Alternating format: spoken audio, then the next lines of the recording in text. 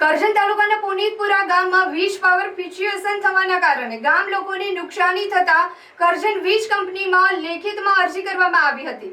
કરજણ તાલુકાના પુનિતપુરા ગામમાં વીજ પાવરની ફિક્સ્યુએશન થવાના કારણે ગામ લોકોએ ટીવી લાઇટ ફૂંકાઈ જવા પામ્યા હોય તેમજ ફ્રીજમાં નુકસાન થયા હોય જેવી ઘર વપરાશની ઇલેક્ટ્રોનિક વસ્તુઓને નુકસાન થતા કરજણ વીજ કંપની ખાતે લેખિતમાં અરજી આપી રજૂઆત કરવામાં આવી હતી, જેમાં જણાવ્યું હતું કે કરજણના પુનિતપુરા ગામે MJVCL દ્વારા ટીસી બદલવામાં આવેલ હતું, જેના લીધે ગામના ઘણા ઘરોમાં વીજ પ્રવાહ ડીમ પુલ થવાના કારણે ઘરના ઇલેક્ટ્રોનિક સાધનો ફૂંકાઈ ગયા હતા। જ્યારે ગામ લોકોએ સ્થાનિક હેલ્પરોને આ બાબતે રજૂઆત કરતા તેઓ આવીને ચેક કરીને જતા રહેતા, પરંતુ પ્રશ્ન હલ ના થતા ગામ લોકોએ કરજણ MJVCL કચેરી ખાતે કાર્યપાલ ઇજનેરને લેખિતમાં અરજી કરી સમસ્યાનું નિવારણ લાવવા જણાવ્યું હતું।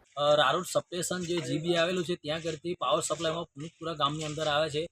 હવે એ અમારા ગામની અંદર પાવર ફ્લક્ચ્યુએશન લગભગ આજે 2 મહિનાની આસપાસ થાય છે। તેના સ્થાનિક જે અમારા જે હેલ્પરો આવેલા છે, હેલ્પરોને ટેલિફોનના માધ્યમથી અમે જાણ કરીએ છીએ। એ હેલ્પરો આવે છે પણ એમને કંઈક ફોલ્ટ કંઈક મળતો નહીં।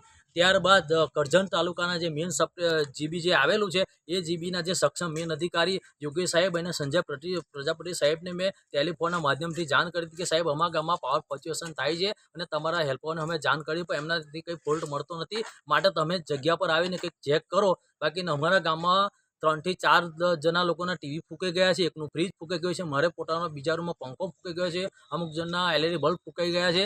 આજે માધ્યમથી એમને કીધું હતું કે અમે ગત તારીખે ગઈકાલે અમે સોમવારે સાહેબે કોમેન્ટ કરી હતી કે અમારી ટીમ સોમવારે આવશે ને બધું ચેક કરશે, માટે આજે મંગળવાર થયો છે અને મંગળવારે અમે રૂબરૂ મુલાકાત આવ્યા છે અને એમને જે અરજી અમે આપી છે, સાહેબે કીધું કે અમે વહેલી તકે એને તાત્કાલિક જે કહેશે અમે એનું સોલ્યુશન લાવીશું।